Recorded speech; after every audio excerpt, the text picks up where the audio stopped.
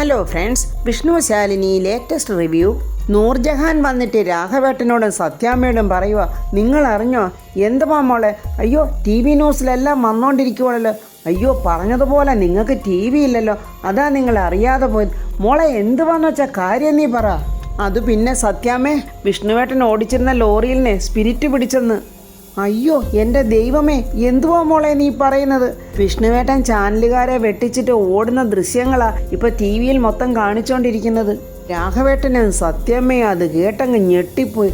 രാഘവേട്ടനാണ് നെഞ്ച് തടവുകയാണ്. നെഞ്ചുവേദനയായിട്ട് ഇപ്പോഴാണ് രാഘവേട്ടനെ ഹോസ്പിറ്റലിൽ കൊണ്ടുപോയിട്ട് വന്നത്. ദൈവമേ, ഇനി അറ്റാക്കോ വല്ലതും വരുമോ? വന്നു പറഞ്ഞത് അബദ്ധമായി പോയോ എന്നിങ്ങനെ നൂർജഹാൻ ചിന്തിക്കുവാണ്. സത്യാമ്മ കരഞ്ഞോണ്ട് പറയുക, ഈശ്വര, ഇതെന്തൊരു പരീക്ഷണമാ! ലോറിയിൽ സ്പിരിറ്റ് കടത്തിയെന്നോ?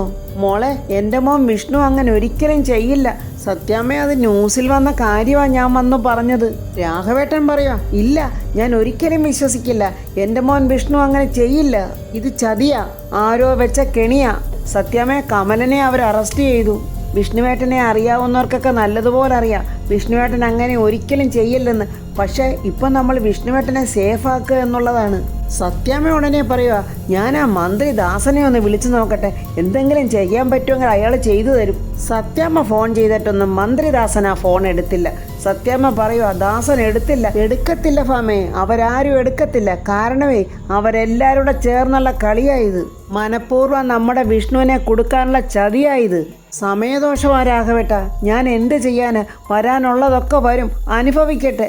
ഈ ലോറിയെ പോകുന്ന പണി വേണ്ട, അപകടം പിടിച്ചതാ, പോകണ്ടെന്ന് ഞാൻ എത്ര പ്രാവശ്യം അവനോട് പറഞ്ഞതാ. അവൻ കേട്ടോ? ഇനി വരുന്ന പോലെ അനുഭവിക്കട്ടെ, അല്ലാതെ ഞാൻ എന്ത് ചെയ്യാന്? ആദ്യം പിടിച്ചെനിക്ക് ചാകാൻ പറ്റുമോ? ഞാൻ വിളിച്ചിട്ടോട്ട് കിട്ടുന്നുമില്ല. മോളെന്ന് വിളിച്ചേ വിഷ്ണുവിനെ. ഞാൻ വിവരം അറിഞ്ഞപ്പോഴേ വിളിച്ചതാ വിഷ്ണുവേട്ടനെ. വിഷ്ണുവേട്ടൻ്റെ ഫോൺ സ്വിച്ച് ഓഫാണ്. ഇത്രയും വലിയ കുഴപ്പത്തിൽ ചെന്ന് ചാടിയതല്ലേ, അപ്പോൾ സ്വാഭാവികമായിട്ടും ഫോൺ സ്വിച്ച് ഓഫ് ചെയ്തേ വെക്കത്തുള്ളൂ. രാഘവേട്ടൻ കരഞ്ഞുകൊണ്ട് പ്രാർത്ഥിക്കുവാണ്, എൻ്റെ ഭഗവാനെ, എൻ്റെ കൊച്ചിനൊരാപത്തും വരാതെ കാത്തോണേ. നമ്മുടെ വിഷ്ണു ഒളിച്ചു താമസിക്കുന്നിടത്തോട്ട് സുബേർക്ക വരുന്നുണ്ട്. സുബേർക്ക വന്ന് വിഷ്ണു എന്ന് വിളിക്കുമ്പോൾ വിഷ്ണു ഇങ്ങനെ ചുറ്റും നോക്കിയിട്ട് വരുന്നുണ്ട്. എൻ്റെ കൂടെ വേറെ ആരുമില്ല വിഷ്ണു, ഈ സ്ഥലം അത്രയ്ക്കും ആർക്കും എളുപ്പം കണ്ടുപിടിക്കാനാവില്ല. ഇനി അഥവാ വന്നാൽ തന്നെ ഇതിനകത്തുനിന്നും നിന്നെ ആർക്കും കൊണ്ടുപോകാനാവില്ല. ഇതിന് ചുറ്റും നമ്മുടെ ആൾക്കാരുണ്ട് നിൻ്റെ കാവലിന്. എൻ്റെ ഈ അവസ്ഥയിൽ എനിക്ക് വലിയ ചിന്തയോ ആവലാതിയോ ഒന്നുമില്ല സുബേർക്ക. എനിക്ക് വീട്ടിലെ അച്ഛൻ്റെ കാര്യം ഓർത്തിട്ടാണ്. എൻ്റെ ഈ അവസ്ഥയിൽ കൂടുതൽ വിഷമിക്കുന്നത് എൻ്റെ അച്ഛനായിരിക്കും. എൻ്റെ വിഷ്ണു, അക്കാര്യം ഓർത്തൊന്നും നീ ടെൻഷൻ അടിക്കണ്ട. അക്കാര്യങ്ങളൊക്കെ ഞാൻ നോക്കിക്കോളാം. കാര്യങ്ങളൊക്കെ നമ്മുടെ വഴിക്ക് വരുന്നത് വരെ നീ ഇവിടെ ഇങ്ങനെ കഴിഞ്ഞേ പറ്റത്തുള്ളൂ. ശാലിയുടെ കാര്യം ഒന്നും അറിയാൻ പറ്റുന്നില്ല. ഇക്കാര്യത്തിൽ അവളായിരിക്കും കൂടുതൽ ക്രൂശിക്കപ്പെടുന്നത്. കമലൻ പറഞ്ഞതാ സത്യം. ഈ കെണി നിനക്കായിട്ട് ഒരുക്കിയതല്ല, നിന്നിൽ കൂടെ അവർ ശാലിനി മേഡത്തെയാണ് വീഴ്ത്തിയത്. എന്തായാലും കമലൻ പിടികൊടുത്തത് നന്നായി. നിന്നെയാ കിട്ടിയിരുന്നെങ്കിൽ നിനക്കും കിട്ടിയാനേ പണി. അടുത്ത കാലത്തെങ്ങും പുറത്തിറങ്ങാൻ പറ്റാത്ത രീതിക്ക് തന്നെ അവർ നിന്നെ പൂട്ടിയാന്. കമലൻ്റെ കാര്യത്തിൽ എന്തെങ്കിലും ഒന്ന് ചെയ്യാൻ അക്കാര്യം ഓർത്ത് നീ വിഷമിക്കണ്ട. വക്കീലിനെ കണ്ട് ഏർപ്പാടാക്കിയിട്ടുണ്ട്. ഉടനെ തന്നെ അവനെ ജാമ്യത്തിൽ ഇറക്കുകയും ചെയ്യും. ഇനി എനിക്കറിയേണ്ടത് നമ്മുടെ ലോറിയിൽ ആരാണ് സ്പിരിറ്റ് വെച്ചത്. നമ്മുടെ നീക്കങ്ങളൊക്കെ ശരിക്കും അറിയാവുന്ന ആരോ ഒരാൾ. അതാരാന്ന് എനിക്ക് ഉടനെ അറിയണം. നമ്മുടെ കൂട്ടത്തിലൊരാളാണോന്നാണ് എൻ്റെ സംശയം. അങ്ങനെ വിഷ്ണു, നിനക്കാരെങ്കിലും സംശയമുണ്ടോ? ഉണ്ടിക്ക, നീ ഉദ്ദേശിക്കുന്ന തങ്കച്ചനെയാണോ? അവൻ യൂണിയൻ നേതാവിൻ്റെ സ്ഥാനത്തിരുന്നോണ്ട് ഇങ്ങനെ ഒരു തറവേല ചെയ്യാൻ അവനാവുമോ? സംശയിക്കാതിരിക്കാനാവില്ല സുബേർക്ക. അവനല്ലെങ്കിൽ അവൻ്റെ കൂട്ടാളികളെ ആരെയെങ്കിലും കൊണ്ട് വെപ്പിച്ചാൽ കൂടെ മതിയല്ലോ. നമ്മുടെ റൂട്ടും കാര്യങ്ങളും ഒക്കെ വ്യക്തമായിട്ട് അവന് ചോർത്തി കൊടുക്കാൻ നമ്മളുടെ ഇടയിൽ അവന് ചാരന്മാരുണ്ട്. അതുകൊണ്ടാ വിഷ്ണു 2 കിലോമീറ്റർ ചുറ്റിക്കറങ്ങിയിട്ടാ ഞാൻ ഇങ്ങോട്ട് വന്നത്. എനിക്കറിയാം നിന്നെ കിട്ടാൻ വേണ്ടി അവരെന്നെ വാച്ച് ചെയ്യുമെന്ന്. തങ്കച്ചനെ സംശയിക്കാൻ മറ്റൊരു കാരണം കൂടി ഉണ്ടിക്ക. അറിയാതെ ലോറിയിൽ സ്പിരിറ്റ് കടത്താൻ കൂടാവോ എന്ന് അവൻ എന്നോട് ചോദിച്ചിരുന്നു. ഞാനത് ഒഴിവാക്കിയതിൻ്റെ ചുരുക്കമായിരിക്കും ചിലപ്പോൾ അവൻ ഇങ്ങനെ ചെയ്തത്. ചിലപ്പോൾ അവൻ എനിക്ക് മറഞ്ഞു നിന്ന് പണി തന്നതാണെങ്കിലോ? ദിവസം ചെല്ലുന്തോറും നിനക്ക് ശത്രുക്കൾ കൂടുവാണല്ലോ വിഷ്ണു. രക്ഷപ്പെടാനായിട്ട് നീ കഷ്ടപ്പെടുമ്പോൾ നിന്നെ നശിപ്പിക്കാനായിട്ട് അവർ പാടുപെടുവാണ്. അതിലൊക്കെ കൃത്യമായിട്ടും എൻ്റെ വിഷ്ണു നീ വീണു പോകുന്നുണ്ടല്ലോ. ഈ വീഴ്ചയൊക്കെ വരാനിരിക്കുന്ന ഉയർച്ചയുടെ മുന്നോടിയാണിക്ക. എണ്ണി ചെയ്തതിനെല്ലാം ഓരോരുത്തർക്കായി വീതം വെച്ച് കൊടുക്കുന്ന ഒരു പകരം വീട്ടൽ. അതെൻ്റെ മനസ്സിൽ ഞാൻ കുറിച്ചിട്ടിട്ടുണ്ട്. വിഷ്ണു, സാത്താന്മാർക്ക് ശിക്ഷ കൊടുക്കേണ്ടതേ അള്ളാഹുവാ. അവരിനി ഏത് ദുനിയായി പോയി ഒളിച്ചാലും പടച്ച തമ്പുരാൻ അവരെ കണ്ടുപിടിക്കുക തന്നെ ചെയ്യും. നമ്മൾ നമ്മുടെ സങ്കടങ്ങൾ മാത്രം പറഞ്ഞു കൊടുത്താൽ മതി. അതെന്താണെന്നും ശിക്ഷാവിധികൾ നടപ്പാക്കുന്നതും ആർക്ക് എന്ത് ശിക്ഷ കൊടുക്കണമെന്നൊക്കെ അവൻ നോക്കിക്കോളും. ഭൂമിയോളം തല താഴ്ത്തി നിൽക്കുന്നവന് തലയൊന്ന് ഉയർത്തിപ്പിടിച്ച് നിവർന്നു നിൽക്കണമെന്ന് ആഗ്രഹമില്ലേ? എനിക്ക് പക്ഷേ ഇതൊരാഗ്രഹമല്ല, എൻ്റെ നിവർത്തികേടാ. തല ഉയർത്താതെ മാർഗമില്ലെന്നുള്ള നിവർത്തികേട്. അതുകൊണ്ടിനി എന്ത് പ്രതിസന്ധി വന്നാലും ഞാൻ ഈ തല ഉയർത്തിപ്പിടിക്കുക തന്നെ ചെയ്യും. അതിനെൻ്റെ വഴിയിൽ തടസ്സം വരുന്ന തലയെടുക്കാൻ എനിക്കൊരു മടിയുമില്ല. സുബൈർക്ക പറയുക, ഞാൻ കൂടെ ഉണ്ടാകും വിഷ്ണു. ഇനി യുദ്ധത്തിനായാലും സമാധാനത്തിനായാലും ഇനി പണത്തിനായാലും ആയുധബലത്തിനായാലും എന്നെക്കൊണ്ട് ചെയ്യാവുന്നതൊക്കെ ഞാൻ നിനക്ക് വേണ്ടി ചെയ്തിരിക്കും. ഇതൊരു മുസൽമാൻ്റെ വാക്കാണ്. തല പോയാലും അത് മാറില്ല. സകലതും നഷ്ടപ്പെട്ട് തകർന്നു നിൽക്കുന്ന വിഷ്ണുവിനെ ആശ്വസിപ്പിച്ചിട്ട് സുബൈർക്ക അവിടുന്ന് പോവുകയാണ്. കളക്ടർ ഓഫീസിൻ്റെ ചുവരുകളിൽ വിഷ്ണുവിനെക്കുറിച്ചുള്ള ചിത്രങ്ങളും ശാലിനിയെക്കുറിച്ച് മോശമായി എഴുതിയ പോസ്റ്ററുകളും നിരത്തി ഒട്ടിച്ച് വെച്ചിരിക്കുകയാണ്. കുറേ വീഡിയോക്കാരെയും മീഡിയക്കാരെയും ചാനലുകാരെയും ഒക്കെ ADM ജോൺ അവിടെ വരുത്തി വെച്ചിട്ടുണ്ട്. അവരോടൊക്കെ ആയിട്ട് പറയുന്നുണ്ട്, മേഡം വരുമ്പം തന്നെ പോയി ചോദ്യങ്ങളൊന്നും ചോദിക്കരുത്, ഇതൊക്കെ ഒന്ന് കാണാനുള്ള അവസരം കൊടുക്കണം. ഇതൊക്കെ കണ്ടും വായിച്ചും മാനസിക നില തകർന്നു നിൽക്കുന്ന സാഹചര്യത്തിൽ മാത്രമേ നിങ്ങളങ്ങോട്ട് വരാവുള്ളൂ. എന്നിട്ട് അവിടെ ഒട്ടിച്ചിരിക്കുന്ന ചിത്രങ്ങളുടെയും പോസ്റ്ററുകളുടെയൊക്കെ ഫോട്ടോ ഇങ്ങനെ ജോൺ എബ്രഹാം അവൻ്റെ ഫോണിലോട്ട് പകർത്തുകയാണ്. അപ്പോൾ അനു അങ്ങോട്ട് വന്നിട്ട് ഇതൊക്കെ കണ്ടിട്ട് ചോദിക്കുന്നു, എന്താ ഇവിടെ എല്ലാവരും കൂടി നിൽക്കുന്നത്? നമ്മുടെ കളക്ടറെക്കുറിച്ച് എഴുതി വച്ചിരിക്കുന്ന കണ്ട് വായിച്ചിട്ട് കൂട്ടത്തോടെ ഒന്ന് ആസ്വദിക്കുകയാണല്ലേ? ഒന്നുമല്ലെങ്കിലും നിങ്ങളുടെയൊക്കെ കാര്യത്തിന് കൈ അയച്ച് സഹായിച്ചിട്ടുള്ളതല്ലേ മാഡം? അപ്പോൾ ശാലിനിയുടെ കാർ അങ്ങോട്ട് വരുന്നുണ്ട്. അനു പെട്ടെന്ന് ആ പോസ്റ്ററുകളൊക്കെ ഇളക്കാൻ നോക്കുമ്പോൾ ശാലിനി അത് കണ്ടിട്ട്, അനു അതൊന്നും ഇളക്കണ്ട. നമ്മുടെ സഹപ്രവർത്തകർക്കുള്ളിൽ ഒരുപാട് കലാകാരന്മാരും കലാകാരികളും ഉണ്ടെന്ന് ഇപ്പോൾ അനുവിന് മനസ്സിലായില്ലേ? ഒരുപാട് കഷ്ടപ്പെട്ടൊക്കെ എഴുതിയതും വരച്ചതും ഒക്കെ അല്ലയോ? അപ്പം 4 പേരൊന്ന് കാണട്ടെ. അതുകൊണ്ട് ഇതൊന്നും നശിപ്പിക്കണ്ട, ഇതൊക്കെ അവിടെ തന്നെ ഇരിക്കട്ടെ. നമ്മളിത് എടുത്തു മാറ്റിയെന്ന് വെച്ചാൽ ഇന്ന് രാത്രി തന്നെ ഇതിനേക്കാളും കടുത്ത വാക്കുകളും മോശമായ ചിത്രങ്ങളും ഒക്കെ വരച്ചെന്നിരിക്കും.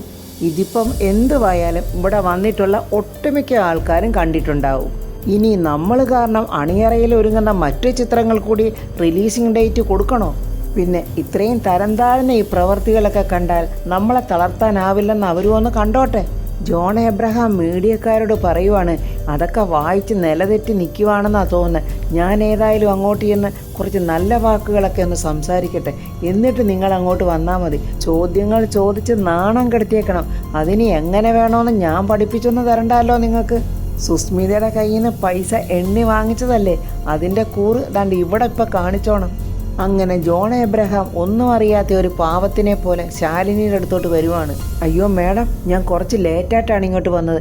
ഇവിടെ ഈ പോസ്റ്ററുകളൊക്കെ എഴുതുകയും ഒട്ടിക്കുകയും ചെയ്തവരുടെ പേര് ADM എന്ന നിലയിൽ ഞാൻ ആക്ഷൻ എടുത്തിരിക്കും. നമ്മളോടൊപ്പം നിന്നിട്ട് നമുക്കെതിരെ കരിവാരി തേക്കുന്നത് ആരാണെന്ന് നമുക്കൊന്ന് അറിയണമല്ലോ മാഡം. എനിക്ക് 1-2 പേരെ സംശയമുണ്ടായിരുന്നു. അവരെയൊക്കെ പോയി കണ്ടിട്ടാണ് ഞാനിപ്പോൾ വരുന്നത്. ശാലിനിയും അതേ ആക്ഷനിൽ തന്നെ പറയുന്നു, ജോൺ എനിക്ക് വേണ്ടി ഒരുപാട് കഷ്ടപ്പെടുന്നുണ്ട് അല്ലേ? അത് പിന്നെ മാഡം, ഇങ്ങനെയുള്ള കാര്യങ്ങളൊക്കെ കണ്ടു കഴിയുമ്പോൾ ഞാൻ അറിയാതെ അങ്ങ് പ്രതികരിച്ചു പോകും മാഡം. ഓ അത് ശരി. പഴയ കോളേജ് യൂണിയൻ ആർട്സ് ക്ലബ് സെക്രട്ടറിയുടെ ആവേശം സടകുടഞ്ഞങ്ങ് എഴുന്നേൽക്കുവാണ് അല്ലേ? അനീതി അതെവിടെ കണ്ടാലും ഞാൻ വെച്ച് പൊറിപ്പിക്കില്ല മാഡം. അപ്പോഴേക്കും മീഡിയക്കാരും ചാനലുകാരും ക്യാമറയൊക്കെ തൂക്കിക്കൊണ്ട് ഓടി വന്നിട്ടുണ്ട്. അപ്പോൾ ജോൺ പറയുക, മാറി നിൽക്കും, ആരും മാഡത്തിനെ ശല്യം ചെയ്യാൻ പാടില്ല. അതിലൊരുത്തി ചോദിക്കുന്നു, മാഡം ഈ പറയുന്നതിൽ എന്തെങ്കിലും സത്യമുണ്ടോ? ശാലിനി വളരെ കൂളായിട്ട്, ഏത് പറയുന്നതിലാ? നിങ്ങളത് ആദ്യം പറയും. മാഡത്തിൻ്റെ ഹസ്ബൻഡ് 1-ാം നമ്പർ സ്പിരിറ്റ് കച്ചവടക്കാരനാണെന്ന് പറയുന്നുണ്ടല്ലോ, ആരാണിതൊക്കെ പറയുന്നത്? അപ്പോൾ അവരോടല്ലേ ഈ ചോദ്യങ്ങളൊക്കെ ചോദിക്കേണ്ടത്? അങ്ങനെ ശാലിനി അവരുടെ ഓരോ ചോദ്യങ്ങൾക്കും ശരിക്കും ശാലിനി അവരെ വെള്ളം കുടിപ്പിക്കുന്നുണ്ട്. ഇങ്ങനെ ഒരു സ്പിരിറ്റ് ബന്ധം ഭർത്താവിൽ ആരോപിച്ച സ്ഥിതിക്ക് കുറച്ചുനാൾ ലീവ് എടുത്ത് മാറി നിന്ന് കേസന്വേഷണം സുഗമമാക്കുന്നതല്ലേ നല്ലത്? അതിന് സഹോദരി, മോളെ ആരാ ഇങ്ങോട്ട് പറഞ്ഞു വിട്ടത്? അവരോട് ചെന്ന് പറഞ്ഞേക്ക്, തൽക്കാലം ശാലിനി വിഷ്ണു ഈ കസേരയിൽ നിന്നും തൽക്കാലം മാറി നിൽക്കാൻ ഉദ്ദേശിക്കുന്നില്ലെന്ന്. അതിനുവേണ്ടിയേ പെടാപ്പാടൊക്കെ ചെയ്യുന്നതെങ്കിൽ വെറുതെ സമയം കളയണ്ടെന്നും പറഞ്ഞേരെ. അങ്ങനെ ശാലിനിയെ നാണം കെടുത്താൻ വന്നവരെ ശാലിനി ശരിക്കും നാണം കെടുത്തി പറഞ്ഞു വിടുന്നുണ്ട്.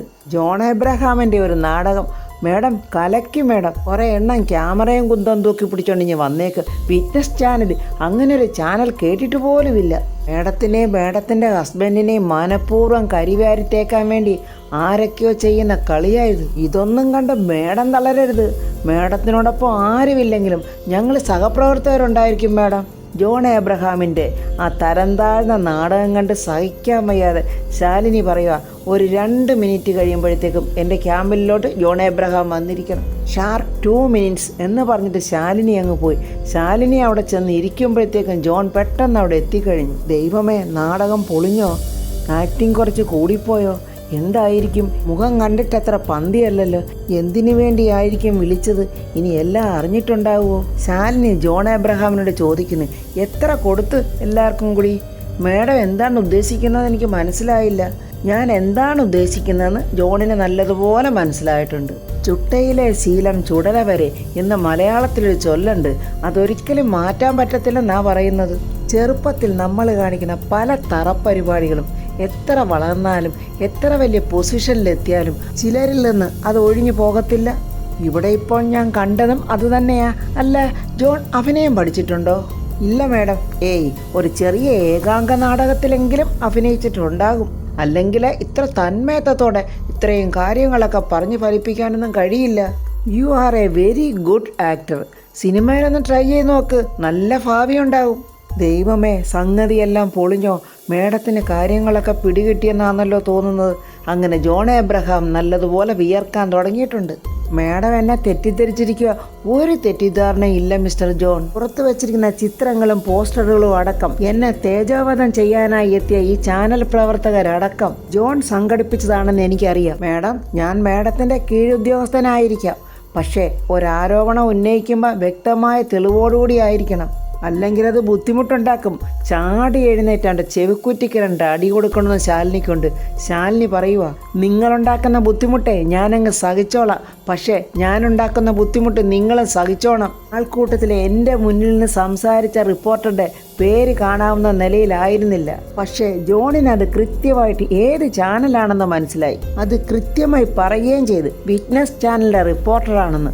അപ്പോൾ ആ ചോദ്യങ്ങളൊക്കെ ചോദിക്കാൻ വേണ്ടി ആ റിപ്പോർട്ടറെ ജോൺ തന്നെ സൃഷ്ടിച്ചു കൊണ്ടുവന്നതല്ലേ? പിടി കയ്യിന് പോയെന്ന് മനസ്സിലായി ജോൺ ഇങ്ങനെ ആകെ നിന്ന് വിയർത്ത് വിറയ്ക്കാൻ തുടങ്ങി.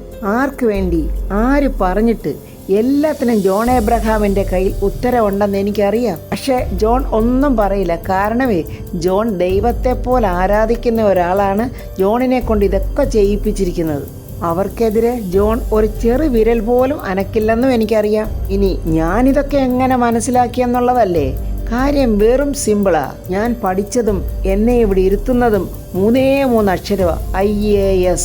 ആ 3 അക്ഷരത്തിന് ഒരുപാട് കഷ്ടപ്പാടിൻ്റെയും ഉറക്കിളപ്പിൻ്റെയും പട്ടിണി കിടന്നതിൻ്റെയും ഒക്കെ ഒരുപാട് വിലയുണ്ട് ജോൺ. അതങ്ങനെ ആർക്കും ചവിട്ടി മതിച്ച് കടന്നു പോകാനൊന്നും പറ്റില്ല.